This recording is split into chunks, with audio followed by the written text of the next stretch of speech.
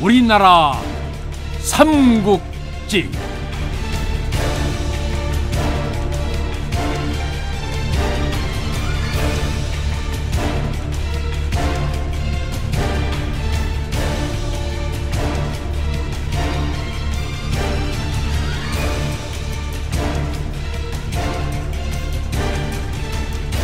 제1부 주몽 고구려를 건국하다. 첫 번째.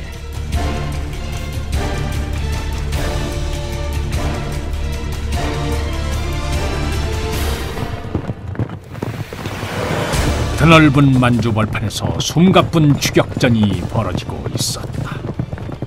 10여 기 정도 되는 무사들이 앞서 달리고 불과 한마장쯤 간격을 두고 수백 개의 추격병이 뒤를 쫓고 있었다. 쫓기고 쫓는 무리들의 말발굽 소리가 황량한 벌판을 진동시키고 누런 먼지가 뒤를 따랐다. 해가 중천에 이를 무렵에 쫓기던 무리들 앞에 송화강의 지류인 엄체수가 모습을 드러냈다. 강가에 다다른 말들은 앞발을 들어 땅을 차고 거친 두레질을 하며 가쁜 숨을 몰아쉬었다. 추격병이 등 뒤에 임박했으므로 되돌아갈 수도 다른 길을 찾을 수도 없었다. 장백산맥에서 발원하여 동북 벌판까지 거침없이 달려온 강물은 무사들의 다급한 마음을 아는지 시퍼런 물빛을 띤 채 거친 소리를 내며 흐르고 있었다. 말에서 내린 10여 명의 사내들은 하나같이 기골이 장대하고 눈빛이 호랑이처럼 매서웠다. 그들은 가쁜 숨을 내쉬며 우두머리인 듯한 사내를 바라보았다. 왕자님, 어찌합니까? 우렁찬 목소리를 가진 사내가 멀리 보이는 추격병들을 실끝 쳐다보며 물었다. 여차하면 추격병들에게 달려가 결전을 벌일 기세였다. 그리 걱정할 것 없다. 나는 천재의 손자요, 물의 신 화백의 외손이다. 설마 하늘이 우리를 모르는 척하겠니? 그는 바로 천재의 아들 해모수를 아버지로 물의 신 하백의 딸 유화를 어머니로 둔 주몽이었다.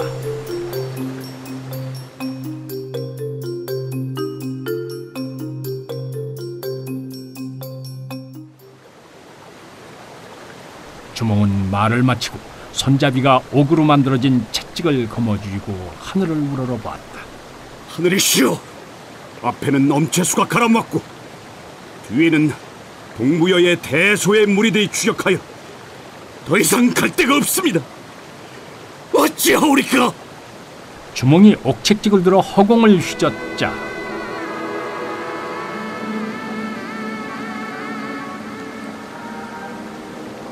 구름 낀 하늘에서 갑자기 한 줄기 햇살이 강하게 비치더니 수십 명의 천신들이 쏜살같이 내려왔다. 그들은 재빨리 추격병들이 탄 말의 다리를 갈대로 올가맸다. 말들은 단말마의 비명을 지르며 쓰러지면서 추격병들을 땅바닥에 패대기쳤다. 주몽은 다시 옥채찍을 들어 강물을 건드렸다. 물의 신 하백이시여, 당신의 외손 주몽이 여기 당도에 싸웁니다. 주몽이의 말이 끝나기 무섭게 10척은 됨직한 큰 거북 수십 마리와 5척이 넘는 초와 잉어 수천 마리가 강의 수면 위로 떠올랐다.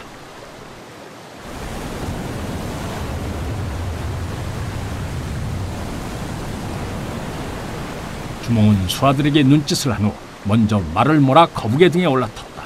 순간 초와 잉어들은 거북의 몸을 받치면서 강 건너편으로 헤엄쳤다. 주몽이의 뒤를 이어 오이, 마리, 협부를 비롯한 나머지 무사들도 거북의 등에 올라탔다. 이들이 강을 반쯤 건넜을 때 땅바닥에 쓰러져 있던 추격병들이 말을 버리고 강가로 달려왔다. 주몽 왕자님, 중앙으로부터 전갈이 있습니다. 그러니 다시 돌아오십시오. 추격대의 장수가 주몽을 향해 외쳤다. 내 부여를 떠날 때 이미 부왕으로부터 말씀이 있으셨다. 그러니 너희들은 공연히 헛수고하지 말고 돌아가거라. 주몽은 이미 그의 속셈을 꿰뚫어 보았다. 주몽 일행이 유유히 강을 건너자 추격병들은 어쩔 수 없이 왔던 길로 발길을 돌려야만 했다.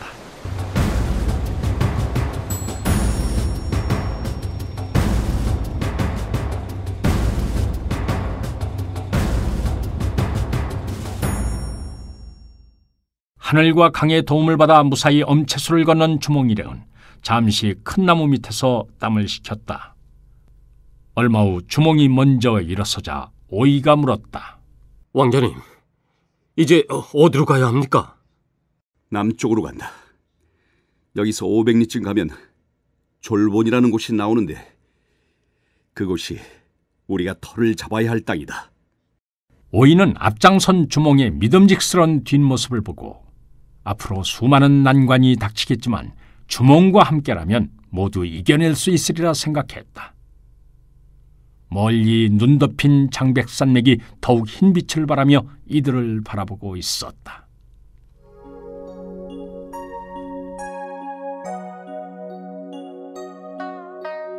옛날에 만주 한복판엔 부여라는 나라가 있었다. 부여는 기원전 수세기 때부터 등장하여 차츰 세력이 커지다가 헤브루 왕 때에 이르러서는 북만주 일대를 주름잡는 강국으로 성장했다. 이처럼 부여의 융성을 가져온 헤브루 왕이었지만 그 역시 이루지 못한 것이 있었다. 그것은 바로 자식을 낳아 대를 잇는 일이었다. 헤브루는 늙도록 자식이 없자 신령이 깃든 산천을 찾아다니며 제사를 지냈다. 그러던 어느 날 헤브루는 치성을 들인 안악들이 100이면 100 모두 임신을 한다는 고년의 소문을 듣고 그곳으로 향했다. 그런데 왕의 행차가 고년에 이르렀을 때 기이한 일이 일어났다. 왕을 태운 말이 연못가에 있는 바위 앞에 멈춰서서 눈물을 흘리는 것이 아닌가. 왕은 이를 이상히 여겨 시종들을 시켜 바위를 옮기게 했다. 그러자 그 아래에 넓은 구덩이에 어린 사내아이 하나가 누워있는 것이 아닌가. 시종이 구덩이에서 어린아이를 조심스럽게 안아 올렸다. 아이는 눈이 툭 튀어나오고 입이 큰 것이 영락없이 개구리의 형상이었다.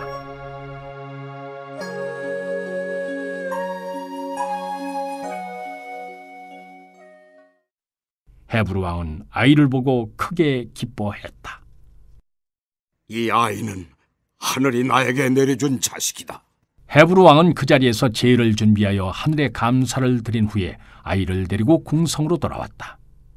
헤브루 왕은 아이가 금개구리를 닮았다고 하여 그 이름을 금화라고 짓고 애지중지 키웠다. 금화는 헤브루의 기대를 저버리지 않고 청명하고 인정 많은 청년으로 자라났다. 헤브루 왕은 금화가 성년이 되자 그를 태자에 임명하고 일찌감치 정사에 참여하도록 했다.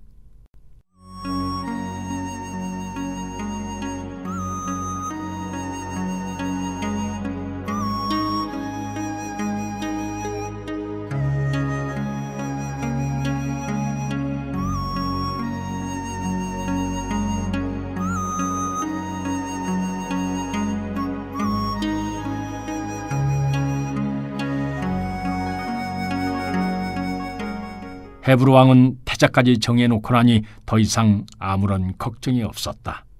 왕실은 웃음이 끊일 날이 없었고 나라는 태평성대를 칭송하는 백성들의 노래로 흥겨웠다.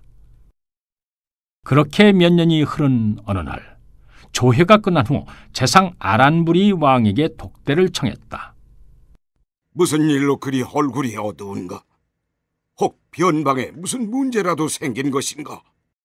과연 아란불의 얼굴에는 수심이 가득했다. 소신이 어젯밤 꿈을 꾸었는데 천재께서 내려와 이르시기를 장차 내 아들로 하여금 이곳에 나라를 세우게 할 것이니 너희들은 떠나라 하셨습니다. 우리가 일군 땅을 버리고 어디로 떠나란 말인가? 헤브루 왕이 볼멘 소리로 물었다. 이곳에서 동쪽으로 내려가면 바닷가와 멀지 않은 곳에 가서원이라는 곳이 있다고 했습니다. 그곳이 토지가 비옥하여 오곡이 잘 자라니 도읍으로 삼을만 하다고 말씀하셨습니다. 헤브루 왕은 이제껏 이루어놓은 모든 것을 버리고 낯선 땅으로 떠나고 싶지는 않았다. 하지만 천재의 명을 거역할 수는 없었다. 그는 자식을 얻을 수 있게만 해준다면 무슨 일이든 하겠다고 맹세를 했던 것을 기억했다. 헤브론은 천재의 명에 따라 도읍을 가서원으로 옮기고 나라 이름을 동부여라 했다. 얼마 후 이들이 떠난 자리에 해모수가 무리를 이끌고 나타나 나라를 세웠는데 이를 북부여라 했다.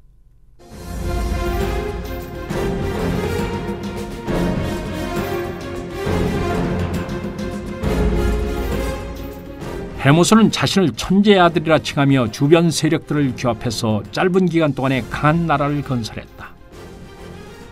천재가 아란불에게 일러 헤브루 왕으로 하여금 나라를 옮기게 함으로써 해모수와 헤브루 간의 싸움을 미리 막은 것이다. 이처럼 아란불이 전한 말에는 한치의 거짓도 없었으니 만일 헤브루가 천재의 명을 따르지 않았다면 나라를 온전히 지킬 수 없었을 것이다.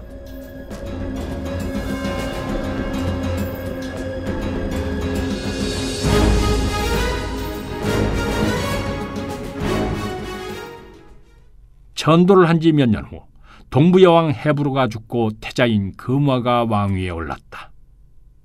금화 왕은 현명하고 어진 임금으로서 나라를 잘 다스렸다. 그가 즉위한 이후로 동부여는 헤브루 왕의 전성기를 능가하는 번영을 누렸다. 어느 날 금화 왕은 나라의 여러 상황을 점검할 겸 심신을 단련하기 위해 태백산 남쪽 우발수에서 사냥을 하고 있었다. 이때 어부 강력부추가 그물에 걸린 여인을 건져 금화왕에게 바쳤다. 그 여인은 매우 아름다웠으나 말을 하지 못했다.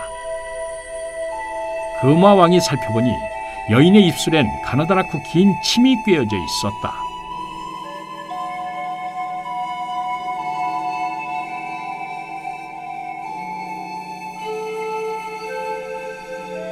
금화왕은 시종을 시켜 침을 빼고 나서야 그녀의 목소리를 들을 수 있었다. 그대는 누군데 이리 험한 꼴을 당했느냐? 금화왕이 묻자 그 여자는 슬피 울며 대답했다. 소녀는 물의 신 하백의 딸 유하입니다. 어느 날 동생들과 함께 물가에 산책 나왔다가 태양의 신 해모수의 눈에 띄어 웅심산 아래 압록가로 무작정 끌려갔었습니다. 해모수라면은 천재의 아들이라는 북부의 해모수를 말함이냐? 금화왕은 놀라서 새삼 확인했다. 유하는 고개를 끄덕였다. 유하가 털어놓는 이야기는 실로 기이했다.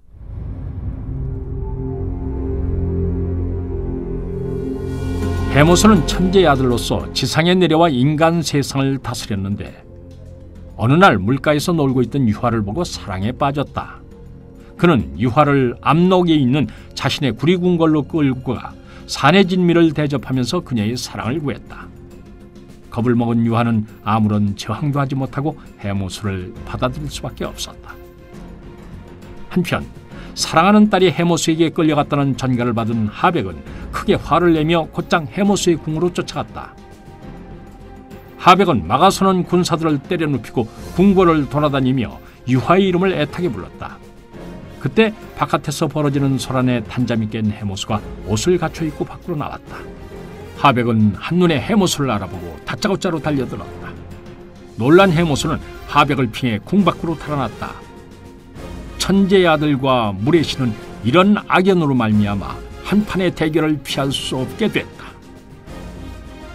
하백이 잉어로 변하면 해모수가 수달이 되어서 쫓고 해모수가 사슴이 되면 하백은 승냥이가 되어 덮치고 이를 피해 꿩이 되어 하늘로 날아오르면 매로 변해서 따라가는 싸움이 끝없이 이어졌다. 마치 용과 호랑이가 맞붙어 싸우듯이 하늘과 땅이 뒤흔들리고 강물이 용솟음쳤다. 얼마나 오래 싸웠는지 마침내 둘은 서로의 힘을 더 이상 감당하지 못할 정도로 지쳐버렸다. 하백은 해모수가 천재의 아들임을 인정하고 그를 수궁으로 데리고 가서 딸과 혼인시키기로 했다. 이때 하백은 해모수가 자기의 딸을 버리지는 않을까 걱정하여 한 가지 계책을 세웠다. 하백은 혼인을 축하하는 잔치를 베풀고 해모수에게 한껏 술을 구원하여 그를 크게 취하게 만들었다. 그리고는 해모수를 딸과 함께 가죽부대에 넣어서 5마리의 용이 끄는 오룡거에 실어 하늘로 올려보냈다. 그러나 그 오룡거가 미처 수궁을 빠져나오기도 전에 술에서 깨어난 해모수는 자신과 유화가 가죽부대에 갇혀 있음을 깨달았다. 이에 놀란 해모수는 유화의 황금미녀로 가죽부대를 찢고 홀로 빠져나와서 하늘로 올라가 버렸다. 하백은 몹시 화가 났으나 이미 놓친 곡이었으므로 발만 동동거릴 수밖에 없었다. 그의 화풀이는 자연 유화에게 돌려졌다. 하백은 그녀에게 수궁의 명예를 더럽힌 죄를 물어 긴 침으로 입술을 꿰어 말을 못하게 한 후 우발수에 던졌다.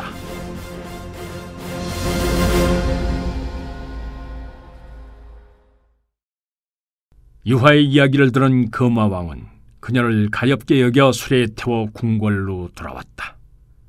금화왕은 유화를 별궁에 거처하게 하고 궁녀들로 하여금 정성껏 돌보게 했다. 며칠 후 별궁을 찾은 금화왕은 자신의 눈을 의심해야만 했다. 건강을 회복하고 의복을 차려입은 유화의 모습은 금방 하늘에서 내려온 월궁 선녀처럼 아름다웠다. 금화왕은 유화의 아름다운 모습에 반해 그녀를 후비로 맞이하고자 했다. 하지만 유화는 해모수만을 그리워할 뿐 금화왕은 안중에도 없었다. 금화왕은 끈기를 갖고 기다렸다. 신하들에게 유화를 왕후와 같이 대접하게 하고 매일같이 맛있는 음식과 훌륭한 의복, 장신구 등을 선물해 그녀의 마음을 살해했다. 하지만 그 어떤 것도 그녀의 마음을 움직이지 못했다. 그러던 어느 날 금화왕이 용상에 앉은 채로 깜빡 낮잠이 들었는데 꿈에서 해모수가 나타나 일렀다.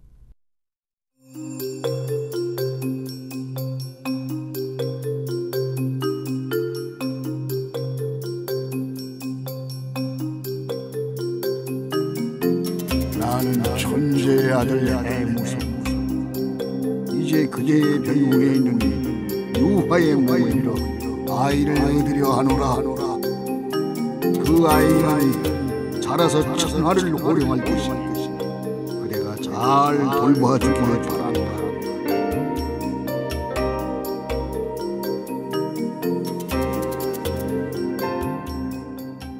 금화왕은 놀라서 잠에서 깨어났다.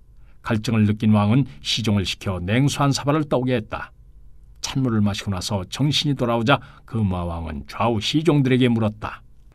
내가 잠들었더냐? 시종들은 잠깐 졸았을 뿐이라 했다. 너무도 생생한 꿈이었다. 금화왕은 시종에게 별궁의 유화를 살피고 오라 했다. 이때 유화를 모시는 시녀들이 황급히 달려와서 금화왕에게 고했다. 조금 전에 하늘에서 눈을 뜰 수 없을 만큼 밝은 빛이 내려와 유화 부인의 방에 머물렀다 사라졌사옵니다. 너무 기이한 일이라 임금님께 이렇게 아뢰옵니다. 금화왕은 놀라서 물었다. 유화 부인은 어떠하시더냐? 유화 부인께서는 한참 혼절해 계시다가 조금 전 정신이 드셨사옵니다. 저희들은 부인께서 정신을 차리신 것을 보고 이곳으로 달려왔사옵니다. 금화왕은 급히 유화 부인의 처소로 갔다. 왕이 행차한다는 말을 전해 들은 유화는 매무새를 가다듬고 금화왕을 맞았다. 금화왕이 유화를 보니 은은한 서기가 그녀를 감싸고 있었다.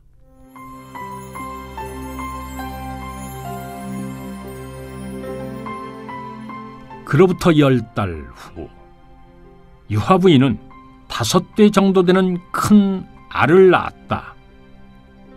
왕은 상서롭지 못한 일이라 여기고 그 알을 돼지 우리에 넣었다. 그런데 이상한 일이 벌어졌다. 돼지들이 그 알을 먹지 않고 오히려 빛이 잘 드는 곳에 굴려놓는 게 아닌가. 그래서 이번에는 길가운데 버렸더니 지나는 소나 말이 이를 밟지 않고 피해갔다. 인적이 드문 벌판에 버려도 결과는 마찬가지였다.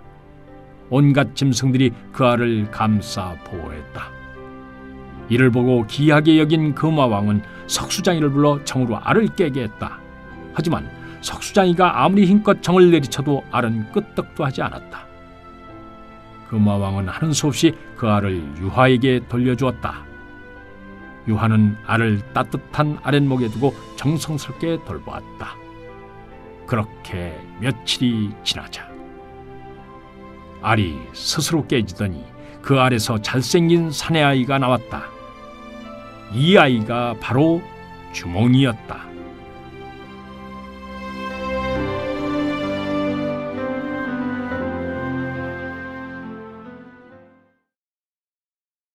금화왕은 새로 태어난 주몽을 자기의 자식들과 똑같이 왕자로서 대우하여 기르게 했다. 주몽은 어려서부터 생김새가 비범하고 영특하여 모든 면에서 두드러졌다. 7살이 되자 스스로 활과 화살을 만들어 짐승들을 쏘았는데 화살마다 빗나가는 법이 없었다. 이에 사람들은 그를 일컬어 주몽이라고 했다. 주몽은 부여말로 신궁, 즉 활을 잘 쏘는 사람이란 뜻이었다.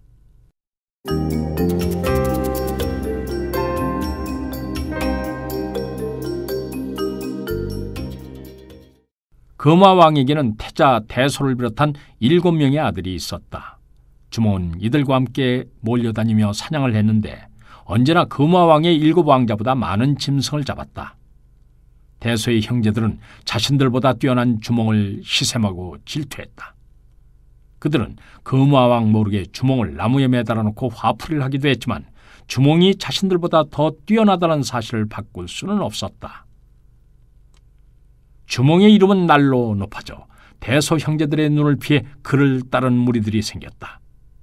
이를 알게 된 그들은 주몽이 자신들의 지위를 위협할지 모른다는 위기의식을 느끼고 한시라도 빨리 주몽을 없애야 한다는 생각들을 하게 됐다.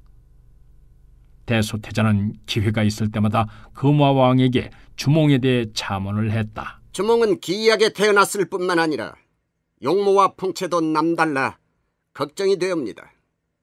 이러다가 주몽이 흉심이라도 붙는 날이면 저희 7 형제 모두 해를 입을까 두렵습니다.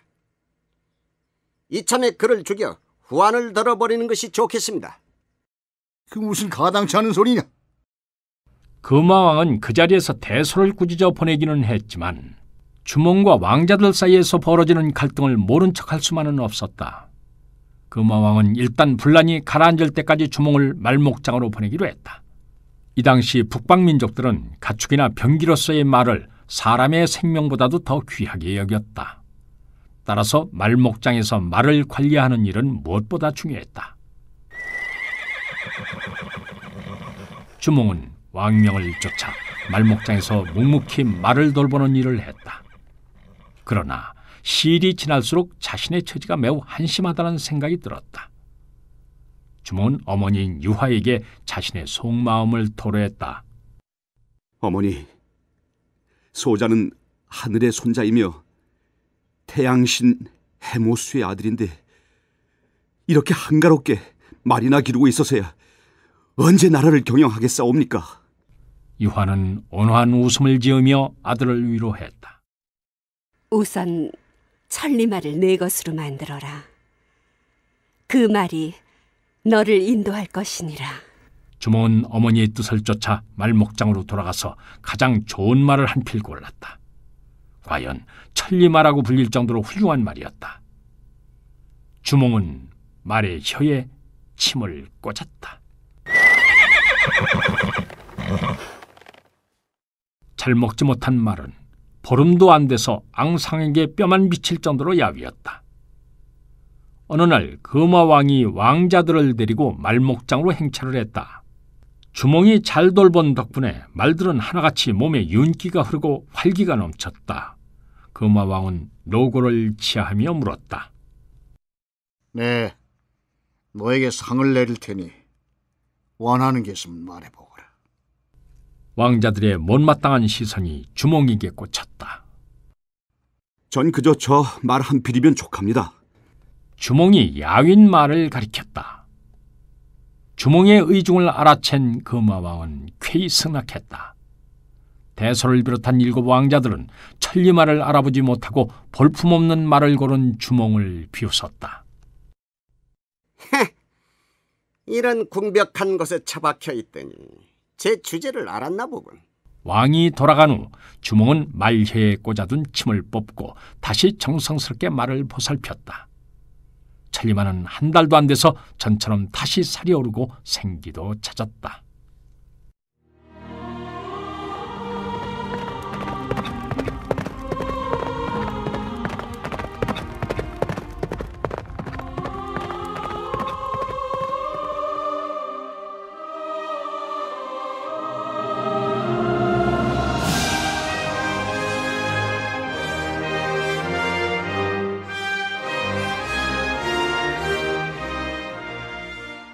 얼마 후 주몽은 금화왕의 부름을 받았다.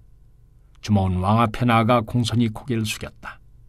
금화왕은 주몽에게 손잡이가 옥으로 만들어진 채찍을 주면서 다정하게 말했다. 여기서 남쪽으로 천리쯤 가면은 우리와 같은 종족이 살고 있는 졸본 부여가 있다. 그것은 짐의 먼 친척인 연타발이 다스리고 있다. 네가 그 나라를 찾아가서 짐의 아들임을 밝히고 이 옥채찍을 보여주면 연타발은 반갑게 너를 맞아줄 것이다.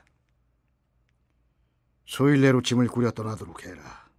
요즘 대소의 움직임이 심상치 않으니 서둘러야 할 것이다. 주몽은 금화왕에게서 옥채찍을 받아들고 감사의 예를 드린 후 곧장 거처로 돌아왔다. 그곳에는 이미 오이, 마리, 협부 등 주몽을 따른 무사들이 몰려와 있었다.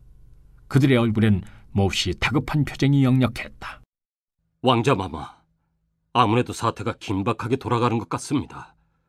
대소태자가 비밀리에 자격을 모으고 있다 하오니 더 이상 지체하지 마시고 당장 떠나셔야 합니다. 성격이 급한 오이였다. 주몽은 잠시 생각한 후 그를 따른 자들에게 물었다. 너희들도 준비가 다 되었느냐? 아무래도 내일 아침에는 떠나야 할 것 같다. 준비는 이미 끝났습니다. 말도 2필 이상씩 준비해두었습니다. 이때 유화가 보낸 사람이 궁궐에서 주몽의 처소로 급히 달려와서 고했다. 대소태자가 폐하께서 왕자님께 대대로 내려오는 나라의 보물인 옥채찍을 준 것을 알고 길길이 날뛰고 있다 합니다. 지금이라도 군사를 이끌고 이곳으로 달려올지 모르니 어서 떠나시라는 부인의 정갈입니다.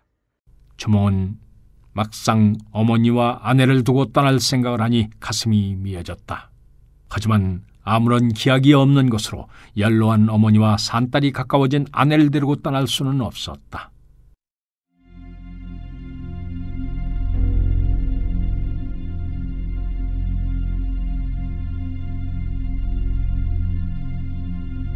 주몽은 내실에 들어가서 부인인 예씨를 찾았다.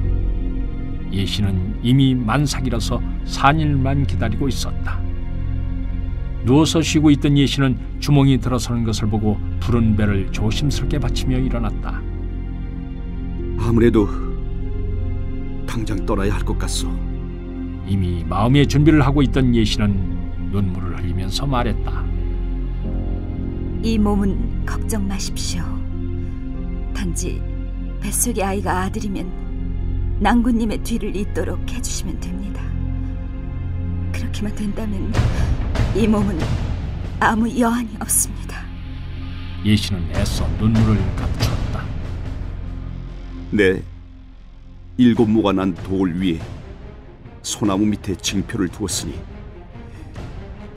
아이가 장성하면 그것을 찾아서 나에게 보내도록 하시오.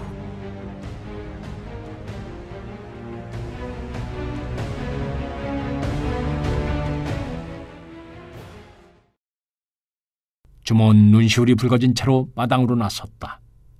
벌써 어둠이 짙게 깔리고 있었다. 주몽은 그를 따른 자들과 함께 야음을 틈타 도성을 빠져나와 나무로 달렸다.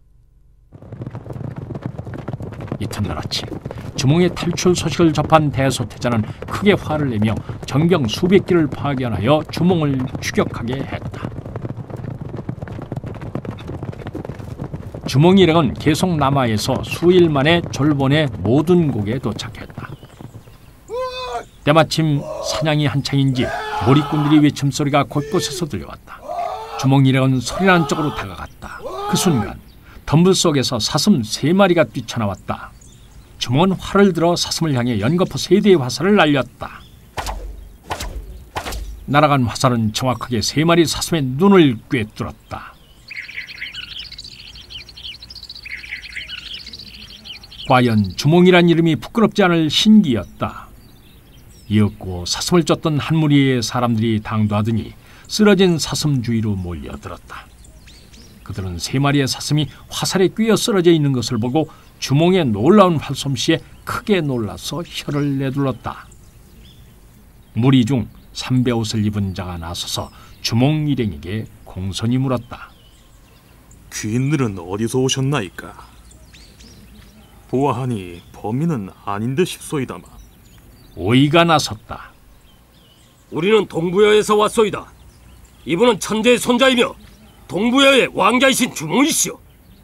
모든 곡 사람들은 주몽이 천선이며 동부의 왕자 마마란 이야기를 듣고 그 자리에 모두 엎드렸다.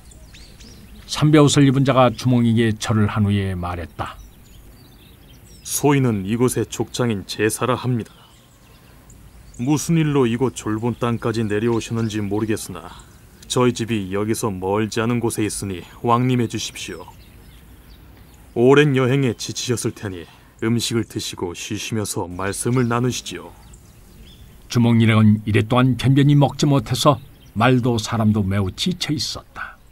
주몽은 흔쾌히 제사의 청을 받아들여 그의 집으로 따라갔다. 제사의 집은 야트막한 산 아래 위치해 있었다. 넓은 마당을 둘러싼 본체와 별채 건물은 장정 수십 명이 침식을 해도 충분할 정도로 컸다. 미리 전가를 받은 집안 식솔들은 귀한 손님을 맞을 준비를 하느라 분주했다. 뜨거운 물로 목욕을 마친 주몽 일행은 제사가 내어준 깨끗한 옷으로 갈아입고 음식상 앞에 좌정했다. 상석에는 주몽을 비롯해 그의 수하들이 앉고 맞은편에는 제사와 족인들이 앉았다. 주몽이 사람들의 면면을 살피니 그 중에서도 제사의 양옆에 앉은 검은색 옷을 입은 자와 초록색 옷을 입은 자가 눈에 띄었다. 제사가 공손히 주몽에게 술을 따르며 말했다. 어젯밤에 꿈을 꾸었는데 집채만한 태양이 우리 집 마당에 내려왔습니다. 이것은 아마도 왕자마마께서 저희 집에 왕림하시리라는 하늘의 계시였나 봅니다. 주몽은 호탕하게 웃었다. 세상 만사, 하늘의 뜻이 아닌 것이 어디 있겠소? 그런데 옆에 계신 분들은 누구시오? 내 보니 범상치 않은 분들 같소. 제사가 이들을 소개했다. 검은색 옷을 입고 있는 사람은 무골이라 하고 초록색 옷은 묵거라 합니다. 이들은 이웃마을의 족장들인데 왕자께서 납시셨다는 말을 듣고 이처럼 찾아왔습니다. 주몽은 한눈에 이들이 범상치 않은 인물들이란 것을 파악할 수 있었다. 주몽은 족장들에게 술을 한 잔씩 따라주며 반가움의 뜻을 전했다.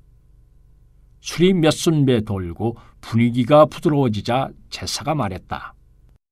이곳 졸본에는 옛날부터 전해져오는 이야기가 있습니다.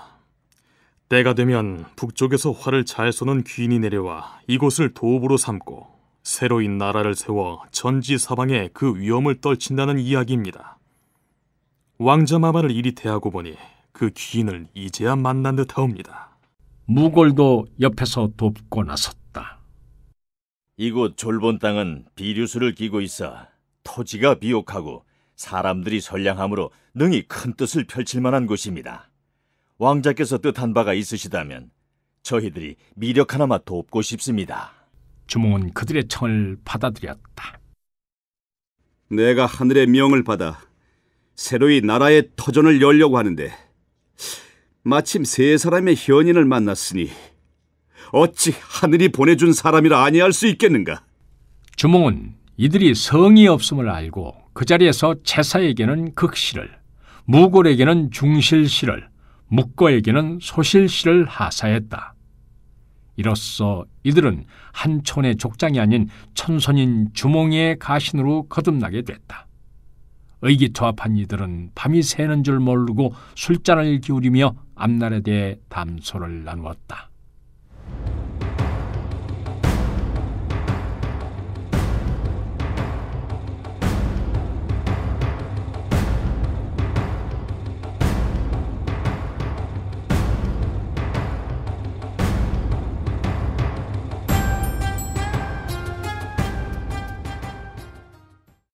이튿날 아침 주몽은 제사를 비롯한 3명의 족장을 불렀다. 이곳 졸본부여의 상황은 어떠한가? 연타발 왕께서는 아직도 살아계신가? 왕에 대해 아는 바를 소상히 말해보게나. 제사가 대답했다. 연타발 왕은 동부여 사람으로 젊었을 때 갈사수를 오르내리면서 소금을 팔아 수만금을 벌었다 합니다. 그는 졸본의 최고 세력가인 손오가의 딸과 결혼하여 처가의 힘을 등에 업고 왕위에 올랐는데 스라의 아들이 없어 딸만 셋을 두었기 때문에 늘 후사를 걱정하고 있다 합니다. 지금 다른 딸들은 모두 출가를 했고 남편을 잃고 돌아온 둘째 딸만이 궁에 머물러 있습니다. 졸본 주변의 형세는 어떠한가? 주몽이 화제를 돌렸다. 이곳에서 비류수를 따라 몇백 리만 올라가면 송양왕이 다스리는 비류국이 있습니다. 송양왕은 야심이 대단한 사람입니다. 예전에는 비류국이 졸본의 속국이었습니다. 그런데 그가 가전꾀로 땅을 넓히고 백성들을 끌어모아 이제는 이곳 땅을 넘볼 정도로 강성해져 기세가 대단합니다. 협부가 주몽과 제사의 대화를 듣고 있다가 무릎을 쳤다. 왕자님, 이는 천재이루의 기회입니다. 연타발 왕은 동족인데다가 후사가 없다 하니 우리에게 충분히 가능성이 있습니다. 지금 당장 졸본성으로 가서 연타발 왕을 만나보는 게 좋겠습니다. 협부의 말을 듣고 무사들은 떠날 채비를 하기 위해 일어났다. 이때 주몽이 이들을 제지하며 제사에게 지시했다. 그대는 이 길로 연타발 왕께 가서 동부여 금화 왕의 아들인 주몽이 곧 찾아뵙겠다고 전하게. 제사는 주몽의 명을 받들어 졸본 왕을 찾아갔다.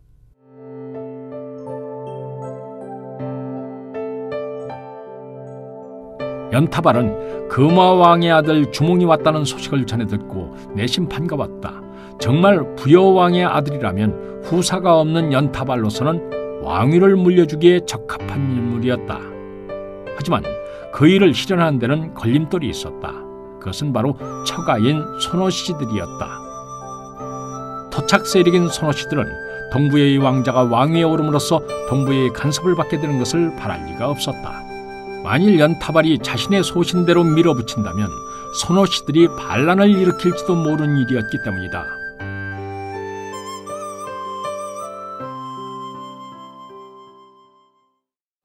연타발이 한동안 말이 없자 제사는 그가 내심 갈등하고 있음을 알아챘다. 일단 주몽 왕자님을 만나신 후에 차차 생각해봐도 늦지 않을 것입니다. 연타발은 제사의 말에 따라 궁인들에게 주몽을 맞이할 준비를 하게 했다. 주몽이 수하들을 거느리고 정전에 들어서자 그곳에 모인 사람들의 시선은 온통 주몽에게 쏠렸다. 당당하고 위험 있는 그의 풍모는 사람들로 하여금 고개를 숙이게 만들었다. 연타발은 주몽을 바라보며 물었다. 그대가 자신의 입으로 동부여의 주몽 왕자라고 하나? 그것을 어찌 믿을 수 있겠소? 이를 증명할 신표라도 가지고 계시오. 주몽이 오이에게 눈짓을 했다. 이에 오이는 등짐에서 옥채찍을 들어 연타발에게 건네주었다. 시종을 통해 옥채찍을 받은 연타발은 한참 동안 그것을 살펴보다가 갑자기 자리에서 벌떡 일어나 주몽에게 큰 절을 했다. 주위에 시립해 있던 신하들은 왕의 갑작스러운 행동에 놀란 입을 다물지 못했다. 연타발은 주위의 반응에 아랑곳하지 않았다. 이는 동부여 왕실의 신물이 틀림없습니다. 이렇게 은인의 자손을 배우니 기쁘기 한량없습니다. 예전에 과인이 북부여에 있을 때부터 왕자님의 조부와 부친께 많은 은혜를 입었는데 특히 부친인 금화왕께서는 제가 이곳에 자리를 잡도록 물심양면으로 많이 도와주셨습니다. 연타발은 벅차오른 감회를 주체하지 못했다. 주몽은 연타발을 일으켜 세웠다. 좌하께서 이 몸을 이토록 환대해 주시니 몸둘 바를 모르겠습니다. 연타발은 좌우의 명에서 연회를 마련하게 했다. 곧 연회석이 차려지고 악공들이 연주를 하기 시작했다. 연타발은 주몽 일행에게 연신 술과 음식을 권했다. 주몽 일행도 사양 않고 흔쾌히 먹었다. 흥취가 돋자 연타발은 둘째 딸 소선호를 불러 주몽에게 술을 따르게 했다. 소선은 범접하기 어려운 기품이 있는 아름다운 여인이었다. 연타발이 말했다. 과인에게는 아들은 없고 딸만 셋이지요. 모두 출가시켰는데 이 아이만 시집간 지 얼마 안 돼서 남편이 죽는 바람에 어찌할 수 없이 과인이 되리고 있습니다. 주몽이 말했다. 따님이 참으로 천하의 절색이십니다. 왕자님은 지금 나이가 어떻게 되시죠? 올해로 21입니다. 연타발은 입맛이 쏟다. 주몽에게 왕위를 넘길 때 예상되는 선호 씨의 반발을 무마하기 위해 그가 생각해낸 방법이 바로 주몽과 자신의 딸인 소선호를 결혼시키는 것이었다. 연타발이 신하들이 모인 자리에서 주몽에게 신표를 요구한 것 역시 그의 신분을 명확히 밝힘으로써 왕의 사위로 부족함이 없다는 것을 알기 위함이었다. 하지만 둘을 맺어주기에는 소선호의 나이가 너무나 많았다. 그녀는 주몽보다 9살이나 많은 30살이었다. 게다가 청상과부의 몸이 아닌가. 주몽 입장에서 보면 한참 기우는 혼사였다. 연타발은 말을 꺼내지 못해 머뭇거렸다. 연타발의 내심을 눈치챈 제사가 슬쩍 끼어들었다. 장부의 나이가 무엇 그리 중요하겠습니까? 모든 것이 다 하늘의 뜻이 아니겠사옵니까? 연타발은 주몽과 소선을 번갈아 살폈다. 소선은 말없이 술을 따르고 주몽 역시 다른 술을 받아 마실 뿐이었다. 이때 제사가 연타발에게 다가와서 넌지시 꾀를 일러주었다. 오늘 왕자님께서 따르는 술을 마다하지 않으시니 분명 크게 취하실 겁니다. 왕자님이 술에 취해 쓰러지시면 침실로 옮기십시오. 그리고 밤이 깊어지면 둘째 따님을 왕자님 침실로 들여보내십시오. 그리 되면 만사가 쉽게 풀릴 것이옵니다. 제사의 계책을 듣는 순간 연타발은 정신이 맑아지는 것 같았다. 소선호와 하룻밤을 보내게 된다면 주몽도 자신의 사유가 되는 것을 거부하지 못하리라. 주몽과 연타발은 기분 좋게 술잔을 기울이며 담소를 나누었다. 주몽은 그동안 수많은 어려움 속에서 자신을 따라온 용감하고 현명한 수하들을 자랑했고, 연타발도 이에 질세라 나라를 반석 위에 세우는데 혼신을 다한 신하들을 칭찬했다. 흥겨운 분위기가 차츰 무르익어 갔다.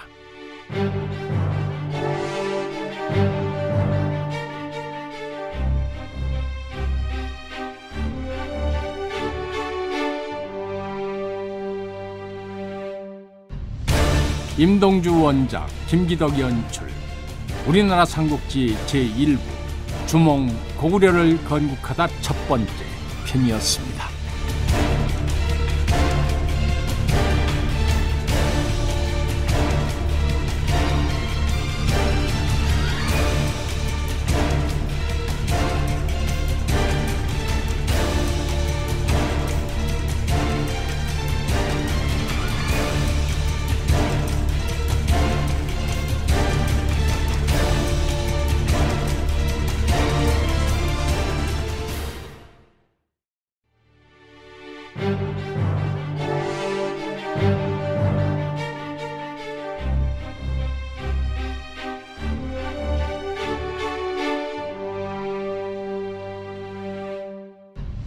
우리나라 삼국지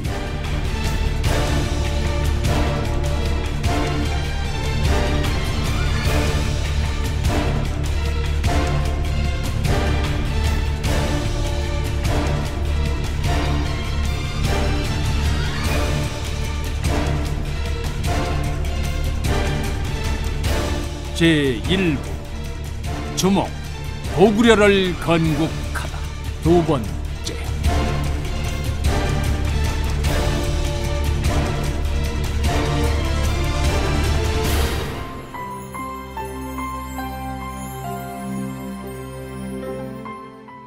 어느새 달이 떠올라 서쪽 산마루에 걸리고 별들이 더욱 빛을 발했다.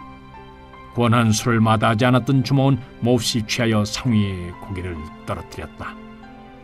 이때를 기다린 연타발은 시녀로 하여금 대취한 주몽을 부축하여 침실로 들여보냈다. 그런 연후에 둘째 딸 소선호를 단장시켜 주몽의 침실로 들게 했다.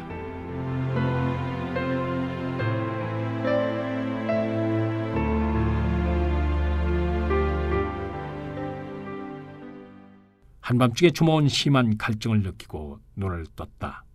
그때 누군가 주몽에게 꿀물을 바쳤다. 주몽은 침상에서 일어나 꿀물 한 대접을 숨도 쉬지 않고 들이켰다. 그리고 나서 어둠 속에 한 여인이 앉아있음을 알아챘다. 주몽은 침상에서 몸을 일으킨 후 여자에게 물었다. 그대는 누구이기에 나의 침상을 지키고 있는가? 여자는 아무런 대답 없이 주몽 옆으로 다가왔다. 칠흑 같은 어둠 속이라 얼굴을 식별하기 어려웠다. 다만 풍기는 향추 여인임을 알 뿐이었다. 여인은 주몽에게 졸본의 명주인 머르주를 바쳤다. 머르주는 향기는 좋았지만 도수가 매우 높은 독주였다. 무심코 머르주를 들이킨 주몽은 다시 의식이 혼미해졌다. 여인은 회심의 미소를 짓고 시로락이 하나 걸치지 않은 뜨거운 알몸으로 주몽에게 다가갔다. 비몽사몽 중에 주몽은 그녀가 예시 부인이라고 착각하고 마음껏 그녀를 탐했다. 여인도 그런 주몽을 마다하지 않고 한껏 뜨거워진 손길을 받아들였다.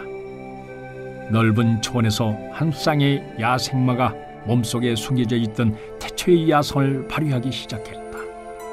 천둥과 벼락이 치는 듯한 격정의 순간이 지나자 그들은 그대로 나가떨어져 다시 깊은 잠 속으로 빠져들었다.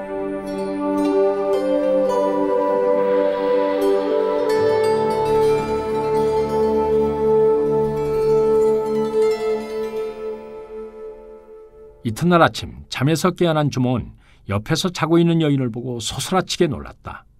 그녀는 바로 어제 소개받은 연타발의 둘째 딸 소선호가 아닌가. 주몽은 서둘러 옷을 입고 자리를 빠져나와 일행들이 머물고 있던 객관으로 향했다. 주몽의 수하들은 벌써 일어나 주몽을 기다리고 있었다. 주몽이 들어서는 것을 보고는 모두들 의미심장한 미소를 지었다. 주몽은 멋쩍음을 숨기기 위해 짐짓 화를 냈다. 어젯밤 내 침소에 공주를 들인 자가 누구든가?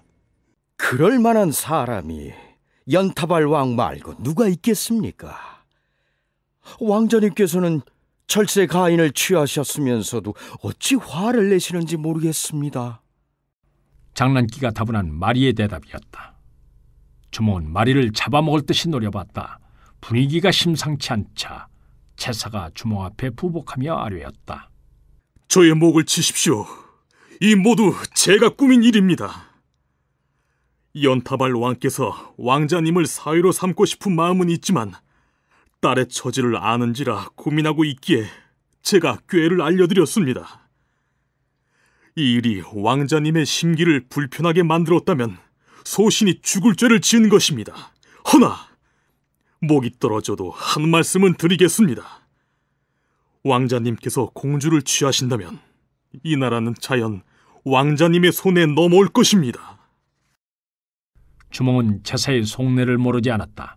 하지만 그에게는 부여성에 두고 온 예시 부인이 있었다. 난 구차하게 남의 딸이나 취해서 나라를 얻고 싶지는 않다. 세상 사람들이 이를 두고 얼마나 비웃겠는가. 또 연타발 왕과 나는 동성이 아니더냐. 설령 연타발 왕께서 원하고 세상 사람들이 모두 이를 인정한다 할지라도 역시 내 마음은 변함없다. 내 마음에는 오직 고향에 두고 온 예시만이 있을 뿐이다. 이때 평소에 말수가 적은 묵거가 입을 열었다. 소도 비빌 언덕이 있어야 하고 아무리 용이 큰 뜻을 품었다 할지라도 물을 만나지 못하면 승천할 수 없다 합니다. 조그만 일에 구애를 받으면 어찌 큰일을 이루겠습니까? 현실을 바로 보셔야 합니다. 예시 부인께서도 이를 충분히 이해하실 겁니다. 묵거의 말은 이치에 합당했다. 주몽의 마음이 흔들리고 있음을 알아차린 제사가 다시 나섰다. 지금 연타발이 이 나라를 왕자님께 양요할 마음이 있지만 토착 세력인 소노시의 반발을 우려하여 망설이고 있습니다. 이럴 때 왕자님께서 소선호 공주와 혼인만 한다면 소노시들의 불만을 잠재우고 연타발 왕의 결심을 굳힐 수 있습니다. 수하들의 뜻이 모두 이러하니 주몽으로서도 이를 받아들일 수밖에 없었다. 다음부터는 내 허락 없이 함부로 일을 벌이지 마라. 좌중은 기꺼운 마음으로 머리를 조아렸다. 이제야 비로소 커다란 웅지를 펼칠 기반을 마련한 것이었다. 제사는 주몽이 혼인을 승낙했다는 소식을 연타발에게 전했다. 연타발 왕은 크게 기뻐하며 손오가의 좌장인 손오리를 비롯한 족장들과 대신들을 불러들여 공주와 주몽의 혼약 소식을 알렸다.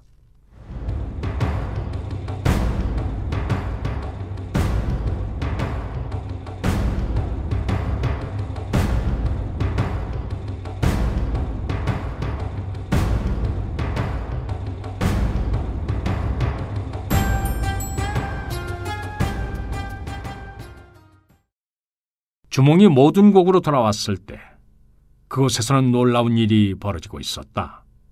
조용했던 마을은 주몽을 보기 위해 모여든 사람들로 인산인해를 이루고 있었다. 마치 성 안에 저작거리라도 옮겨놓은 듯했다.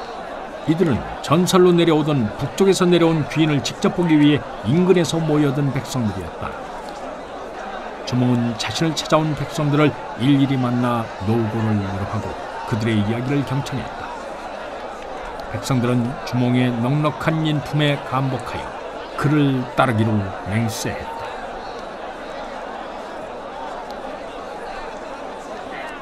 이처럼 백성들의 마음이 주몽에게 기울자 선호씨들도 주몽과 공주의 혼인을 반대할 수가 없었다. 여러 번 부족 회의를 연 끝에 선호가의 좌장인 손오리는 주몽을 집안의 사람으로 받아들이는 데 동의했다. 이제 주몽을 소선호의 남편으로 받아들이고 왕위를 계승할 자격을 인정합시다. 손오리는 연타발의 막내 처남으로 선호가 내에서뿐만 아니라 여러 부족들 사이에서 막강한 영향력을 행사하고 있었다. 연타발은 왕후에게 혼례 준비를 시키고 정식으로 모든 곡으로 매파를 보내어 태기를 했다. 일은 순조롭게 진행되어 채 한 달이 지나지 않아 주몽은 소선호와 혼례를 올렸다. 이듬해 연타발이 병석에 누웠다. 주몽을 사위로 맞음으로써 걱정거리던 둘째 딸의 혼사와 후사 문제가 한꺼번에 해결되자 긴장이 풀렸던 모양이었다. 그는 몇 달을 시름시름 앓다가 결국 죽음을 맞이했다. 임종하는 연타발의 얼굴은 평온했다. 그는 딸과 사위가 지켜보는 가운데 조용히 눈을 감았다.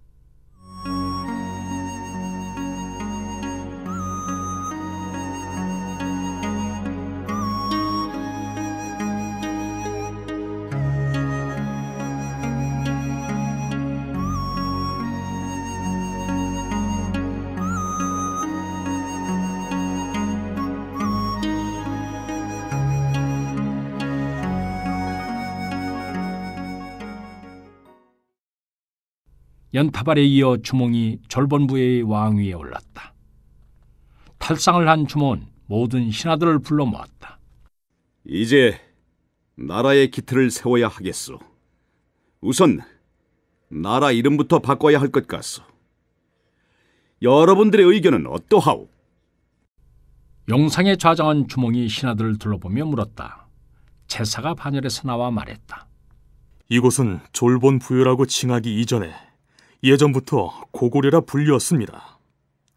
고구려라는 말은 으뜸 가는 고을이라는 뜻이니 지금 우리에게 이보다 적합한 이름이 어디 있겠사옵니까? 제사가 아랜 후 묵거가 이에 덧붙였다. 예전부터 이 땅에 고구려라는 나라가 일어나 천하를 지배한다는 전설이 있습니다. 그러니 이 모두가 하늘의 뜻이라 할 것이옵니다. 협부도 나서서 거들었다. 저도 어릴 때부터 줄곧 고구려에 대한 전설을 들어왔습니다. 으뜸 가는 고을이라는 뜻은 곧 제일 가는 나라를 말하며 천하의 중심이 된다는 것이 아니겠습니까? 주몽이 여러 신하의 뜻을 물으니 다른 신하들도 이구동성으로 고구려란 이름에 찬성했다. 이에 주몽은 나라 이름을 고구려라 칭하고 자신의 성씨도 고씨로 고쳤다. 주몽왕은 나라 이름을 확장하면서 만 백성들에게 그의 건국 이념을 공포했다.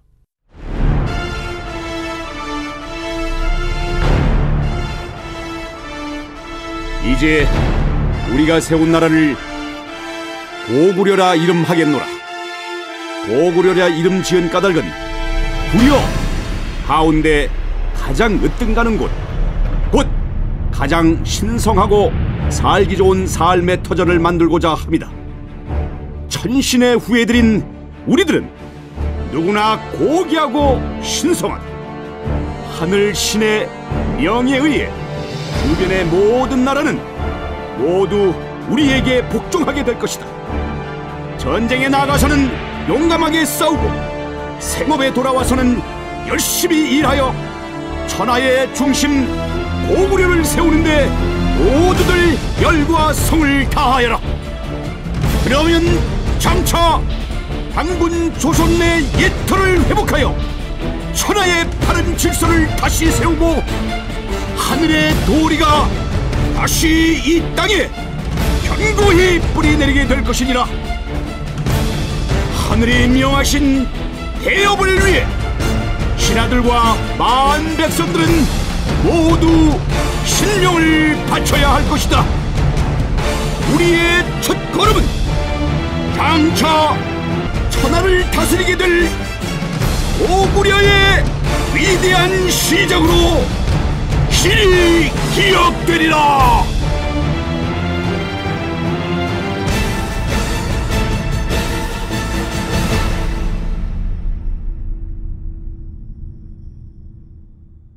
이에 모든 이들이 기뻐하고 축소하니 하늘도 고운비를 흩뿌려 축하해 주었다. 주몽은 고구려 건국을 널리 알리는 한편 새로운 도성을 세울 계획을 세웠다. 기존의 졸본성은 평지에 위치하여 적의 침입을 막기에 불리했다. 왕명을 받은 제사와 오인은 건방에서 궁성을 짓기에 적합한 곳을 찾아다녔다. 그래서 그들이 발견한 땅이 바로 성산이었다. 성산은 졸본성에서 비류수를 따라 서쪽으로 50여 리 떨어진 곳에 위치했는데 2700척기의 높이에 산 정상에는 둘레 7,000자가 넘는 평지가 펼쳐져 있었다. 산 정상은 동편에 위치한 협로를 빼고는 사방이 깎아지는 절벽으로 되어 있었기 때문에 천연의 요새라 할 만했다. 산 위에 오르면 동남쪽으로는 비류수를 따라 펼쳐진 환인문지가 한눈에 들어왔으므로 침입자의 움직임을 손쉽게 꿰뚫어 볼 수 있었다. 주몽은 보고를 받고 크게 기뻐하며 신하들에게 명해 이곳에 산성을 쌓게 했다.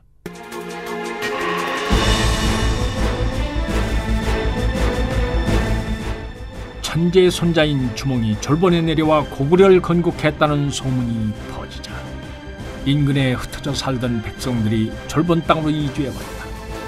이들은 주변에 살고 있는 말갈족들이 쳐들어와 노략질을 일삼는 통에 살 수 없어 피해온 것이었다.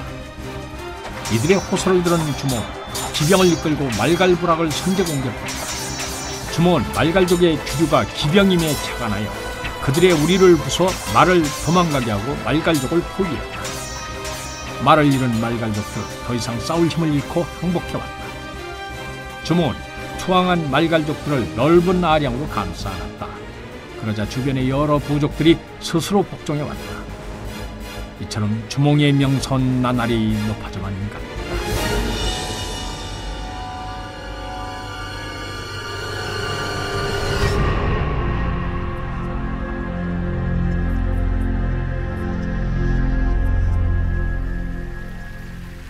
어느 날 주몽이 근신 몇 명과 함께 비류수 상류 쪽으로 사냥을 나갔더라.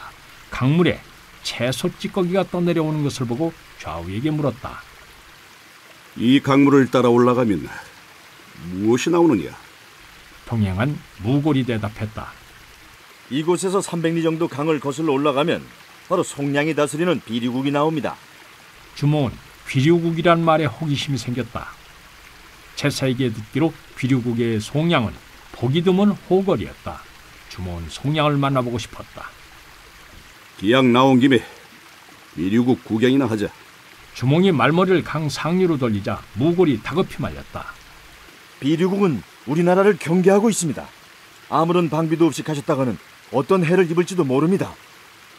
내가 그들을 공격할 뜻이 없는데 그들이 나를 해할 까닭이 있겠느냐? 주몽이 이처럼 무사태평한 태도로 나오니 무골도 마냥 반대할 수는 없었다. 주몽 일행은 사냥을 즐기며 천천히 강을 따라 올라가 사흘 만에 비류국 도성에 도착했다. 주몽은 먼저 송양에게 서찰을 보내 만나기를 청했다. 나는 천재의 손자이자 고구려의 왕인 고주몽이라 하오. 내 비류국 왕의 명성을 듣고 친교를 맺고 싶어 이리 찾았소이다. 서찰을 읽던 송양은 입가에 의미심장한 웃음을 지었다. 송양도 고구려의 고주몽이 천재의 손자로서 신력을 발휘한다는 소문은 듣고 있었지만 이를 믿지 않았다. 모름지기 소문은 과장되기 마련이었다. 비록 고주몽이 새롭게 나라를 세우고 기세를 떨치고 있지만 자신에 비하면 아직 풋내기에 지나지 않았다. 송양은 연타발이 죽고 고주몽이 아직 자리 잡지 못한 이때가 졸본 땅을 차지하고 비류수 일대를 완전히 장악할 수 있는 절호의 기회라 여겼다. 그런데 생각지도 않게 주몽이 제 발로 찾아온 것이었다. 송양은 주몽 일행을 궁 안으로 들게 했다. 주몽이 신하들을 이끌고 편전으로 들어섰다. 그런데 송양은 거만하게 옥좌에 앉아 이들을 맞이했다. 이는 신하를 대하는 왕의 태도였다. 주몽은 졸지에 송양의 신하로 취급받은 것이었다. 주몽의 안색은 이미 알듯 모를 듯 변해 있었지만 송양은 전혀 아랑곳하지 않았다. 네, 궁벽한 곳에 살다 보니 고구려라는 이름을 들어본 적이 없네. 도대체 그대는 누구인가? 송양은 주몽이나 고구려쯤은 안중에 두고 있지 않다는 듯이 말했다. 송양의 거만한 태도에 주몽은 그와 친해보려던 마음이 싹 달아났다. 속에서 분노가 부글부글 끓어올랐지만 겉으로 내색하지는 않았다. 고구려는 부여의 뒤를 이어 졸본 땅에 세워진 나라요. 그리고 나는 고구려의 왕 주몽이요. 내 그대가 궁술에 능하다는 소문을 듣고 한번 겨루어 보기 위해서 멀리서 여기까지 찾아왔소이다. 주몽은 고개를 세우며 단도직입적으로 말했다. 그러자 송양은 가소롭다는 듯이 코웃음을 쳤다. 정소원이라면 못 들어줄 게 무엇이 있겠는가? 허나 그냥 대결한다면 너무 싱겁지 않겠는가? 이렇게 해보면 어떻겠는가? 이번 승부에서 지는 사람이 이기는 사람의 수하가 되는 걸세. 이들은 한나라를 상징하는 왕이었기 때문에 상대의 수하가 된다는 것은 곧 나라를 들어 바친다는 의미였다. 좋소이다. 주몽은 서슴없이 동의했다. 송양은 주몽의 흔쾌한 대답을 듣고 속으로 약간 놀랐다.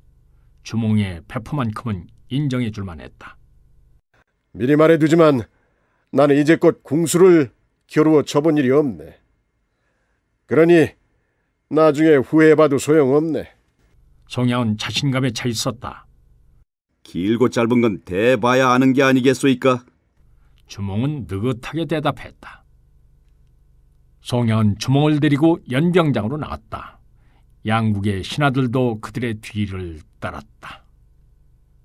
송양의 명에 의해 100보 떨어진 곳에 관역이 세워졌다. 관역에는 사슴 그림이 그려져 있었다. 먼저 송양이 나섰다.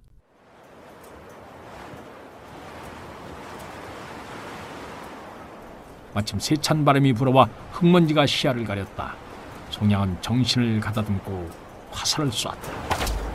바람에 밀려난 화살은 사슴 그림에서 벗어나 관역의 언저리에 맞았다. 이어서 쏜 두 발의 화살 역시 사슴 그림을 맞히지 못했다. 이처럼 바람이 세차게 불면 아무리 신궁이라 한들 제대로 맞출 수 있겠는가? 송양은 낭피한 기색을 애써 감추며 물러났다. 이번에 주몽이 나설 차례였다. 주몽은 갑자기 자신이 차고 있던 옥반지를 빼더니 무골에게 건넸다. 이 반지를 관역에 걸어놓게. 무골은 의미심장한 웃음을 지으며 옥반지를 받아들고 관역으로 향했다. 송양은 단지 지켜볼 따름이었다. 반지는 사성그림의 몸통 한가운데 걸렸다. 멀리서 보니 마치 하나의 점처럼 보였다. 주몽은 활을 들고 바람의 방향과 세기를 가늠했다. 그리고 이어서 한 호흡에 연거푸 3대의 화살을 날렸다. 흙먼지를 뚫고 날아간 화살들은 반지 안으로 빨려 들어갔다. 3번째 날린 화살은 옥으로 만든 반지를 산산조각 냈다. 주변에 모인 사람들은 이를 보고 벌어진 입을 다물지 못했다. 사람들이 달려가 반역에서 화살을 뽑아내려 했으나 얼마나 깊이 박혔는지 화살은 빼낼 수가 없었다. 송양 역시 충격을 받았는지 한동안 말이 없었다. 간신히 마음의 평정을 찾은 송양은 변명을 늘어놓았다. 오늘은 내가 몸이 변치 않아 제 실력을 발휘하지 못한 것 같네. 9일 다시 날을 정해 맞붙어 보세나. 오늘은 이만 돌아가시게. 내 잠시 쉬어야겠네. 송양이 참담한 표정으로 돌아서자 주위에 서 있던 송양의 호위 무사들이 주몽일행을 일제히 에워쌌다. 여차하면 달려들 태세였다. 무고를 비롯한 고구려 무사들이 이들을 막아섰다. 금방이라도 한바탕 싸움이 벌어질 듯했다. 이때 송양이 돌아서며 자신의 수하들을 꾸짖었다. 배웅해드리지 않고 무엇을 하고 있느냐? 송양의 호통에 비류국의 무사들은 마지못해 길을 열어줬다.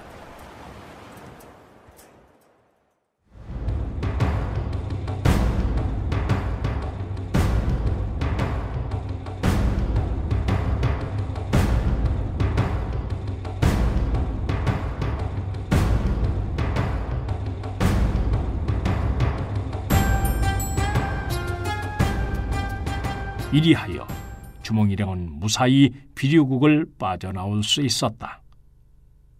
도성으로 돌아오는 길에 무골이 주몽에게 물었다. 비류국에는 무엇 때문에 가신 겁니까? 자칫하면 큰일을 치를 뻔했습니다. 내 송양이 대단한 인물이라는 소문을 듣고 이를 확인해보고자 갔었다. 소신이 보기에는 소문이 과장된 듯합니다. 그리 염려할 만한 인물은 아닌 것 같습니다. 무골은 비류국에서 있었던 일을 떠올리며 말했다. 아니다. 내 보아니 그릇이 큰 인물이다. 자신이 한 약조조차 지키지 않았습니다. 내기에서 졌으니 마땅히 폐하 앞에 무릎을 꿇어야 했습니다. 그렇지 않다. 그는 한 나라를 책임지고 있는 왕이다. 왕이 아무 때나 무릎을 꿇는다면 그 백성들은 어찌 되겠느냐. 왕은 때로는 자신의 명예보다 나라와 백성을 먼저 생각해야 할 때가 있느니라. 두고 보아라. 때가 되면 그가 나를 찾을 것이다. 무골은 그제야 주몽의 깊은 뜻을 헤아릴 수 있었다. 비류국에서 벌어진 주몽과 송양의 활쏘기 대결에 관한 이야기는 금방 사람들의 입소문을 타고 천지 사방에 널리 퍼졌다. 세상 사람들은 고구려 주몽왕의 활솜씨를 침이 마르도록 칭송하는 한편 송양왕의 졸렬함을 비웃었다. 이처럼 민심은 차츰 주몽왕에게로 기울어가고 있었다.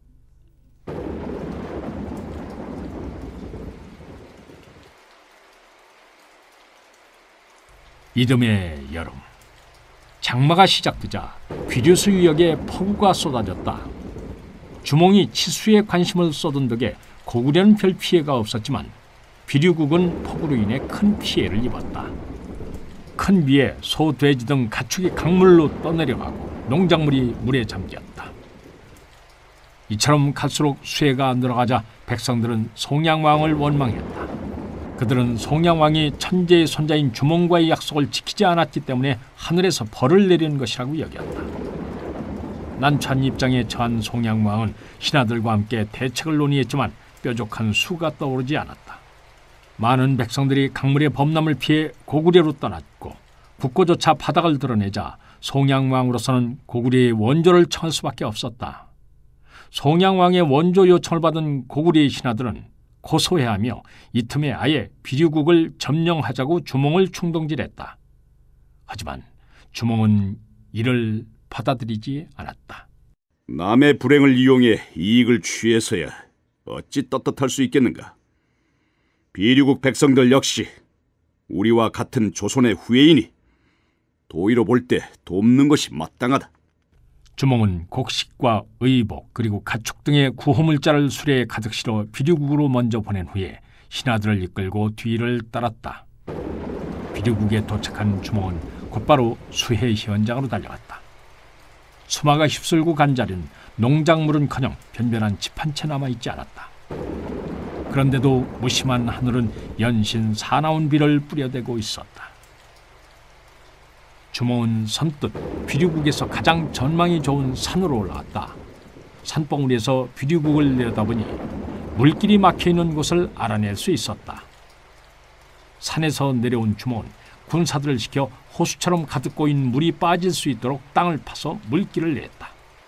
물이 나갈 곳을 찾자 불과 몇 시간 만에 민가의 지붕까지 찼던 물이 빠지면서 마을이 모습을 드러냈다.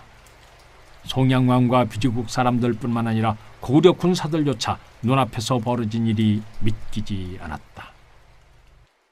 주몽은 데리고 간 군사들을 동원하여 무너진 집을 다시 세우고 쓸려간 농토를 일구었다. 수레에 싣고 간 곡식으로 밥을 짓고 돼지와 소를 잡아 기진맥진한 비류국 백성들을 배불리 먹였다. 이에 감격한 모든 비류국 사람들은 한결같이 주몽 대하기를 어버이 대하듯하며 곁에서 떠날 줄을 몰랐다. 송양은 주몽의 넓은 아량에 감복했다.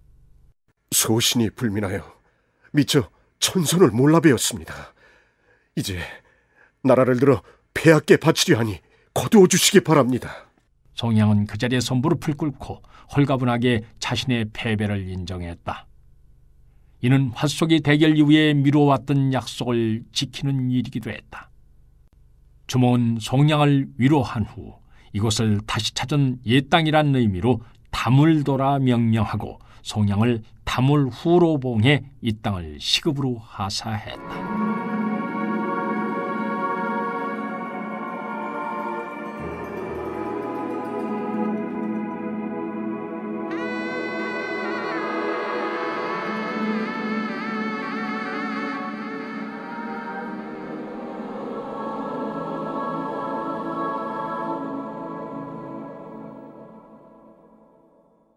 이듬해 봄, 곤령에 황룡이 나타났다는 소문이 나라 안을 떠들썩하게 했다.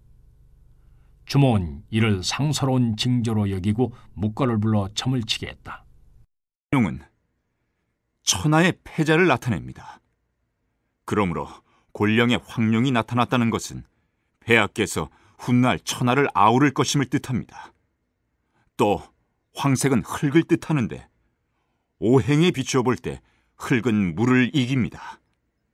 물은 방위로 따지면 북쪽을 나타내니 곧 우리 고구려가 부여를 제압하고 북방으로 뻗어나가리라는 것을 말해줍니다. 이를 통틀어 보면 고구려가 부여를 넘어서 천하를 주름잡게 되리라는 하늘의 예시입니다. 묵과의 얼굴에 희색이 돌았다. 주몽은 묵과의 말을 듣고 힘을 얻어 나라의 기틀을 만드는 일에 박차를 가했다.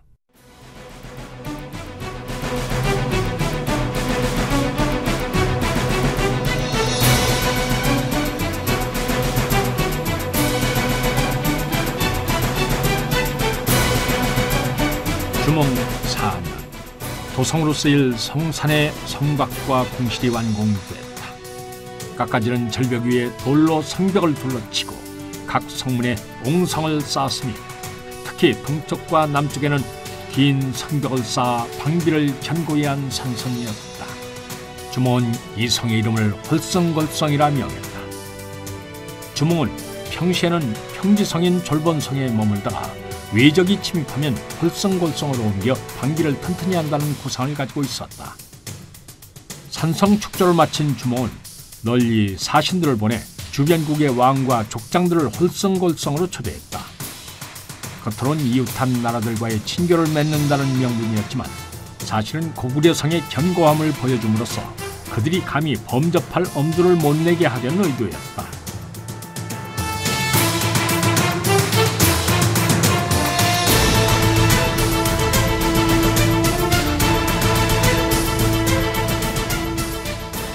약속한 날짜가 되자 송양을 위시해 주변국의 사절들이 속속 모여들었다. 대부분 왕이나 족장이 직접 참석하거나 여의치 않은 경우엔 사신을 보냈다. 그런데 유독 북방의 행인국과 동방에 위치한 개마 그리고 부곡제에서만 사절을 보내오지 않았다. 술이 두어 순배 돌자 전하국왕 을로가 주몽에게 하소연을 했다. 오늘같이 기쁜 날 행인국같이 조그만 나라에서 왕이 직접 오지는 못할 망정 축하 사절조차 보내지 않았으니 이는 분명 고구려를 업신여기는 것입니다. 평소 행인국왕 염려는 이웃나라와 싸우기만 좋아하고 전혀 백성들을 돌보지 않는다고 합니다. 이대로 내버려 두어서는 아니 될 것이옵니다. 이 당시 행인국은 종종 이웃나라인 전하국을 침략해서 약탈을 자행했다. 그래서 전하국왕은 행인국 때문에 골치를 썩히고 있었다. 전하국왕이 말을 마치자 행인국 때문에 피해를 보고 있는 이웃나라 구다국왕도 행인국의 무도함을 성토했다. 주몽이 이들의 말을 경청한 후 좌우를 둘러보며 말했다. 짐도 행인국왕 염려가 포악하다는 소문은 익히 들어 알고 있소이다. 무슨 조치를 취해야겠는데 여러분의 생각은 어떻소? 개마와 보곡전은 이곳에서 멀리 떨어져 있으니 우선 건방진 행인국부터 쳐서 우리 고구려의 위험을 보여줘야 합니다. 소신에게 군사 몇 천만 주신다면 당장 행인국왕을 잡아다가 대령하겠습니다. 담을 후 송양이 나서자 이에 뒤질세라 오이도 언성을 높였다. 행인국 정도야 무슨 문제가 되겠습니까? 소신이 군사를 이끌고 가서 북한만 울리면 겁을 먹고 항복할 겁니다. 각국의 사절들은 마치 자신들에게 잘못이 있는 양 겁을 먹고 전전긍긍했다. 이에 제사가 나서 주몽에게 아뢰었다. 오늘은 낙성을 축하하는 흥겨운 날입니다. 귀한 손님들을 모셨으니 오늘만큼은 화기애애한 이야기만 했으면 좋겠습니다. 행인국에 관한 문제는 당장 급한 일이 아니니 다음에 차차 의논하기로 하는 것이 좋겠습니다. 제사가 말을 마치고 좌우에 눈짓을 보내자 악공들이 연주를 시작했다. 이어 가희들의 노랫소리가 울려 퍼지니 사절들은 그제야 비로소 안도의 한숨을 내쉬며 연회의 흥겨운 분위기에 빠져들었다.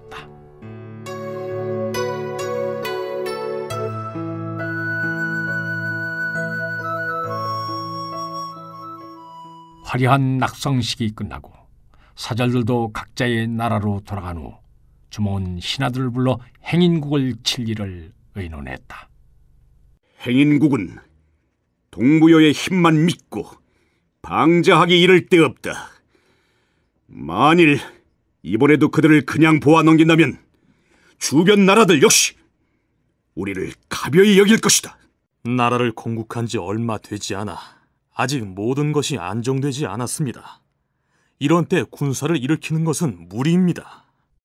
제사를 비롯한 대신들의 반대에 부딪힌 주몽은 할 수 없이 행인국을 치는 일을 잠시 뒤로 미루었지만 그들에 대한 경계만은 게을리하지 않았다.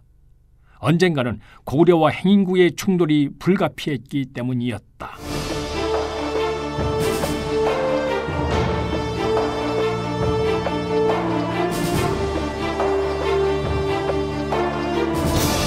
출연 박일, 이선영, 황원, 정기항, 유만준, 이윤선, 권혁수, 김태웅, 기경옥, 문관일, 문선희, 이기연, 장주영, 안장혁, 이상훈, 변종필, 김민성.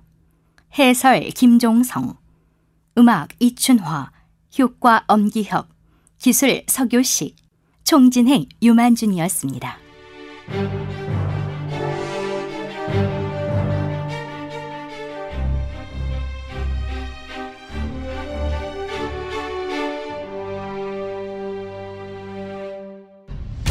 임동주 원작, 김기덕 연출, 우리나라 삼국지 제1부 주몽 고구려를 건국하다 두 번째 편이었습니다.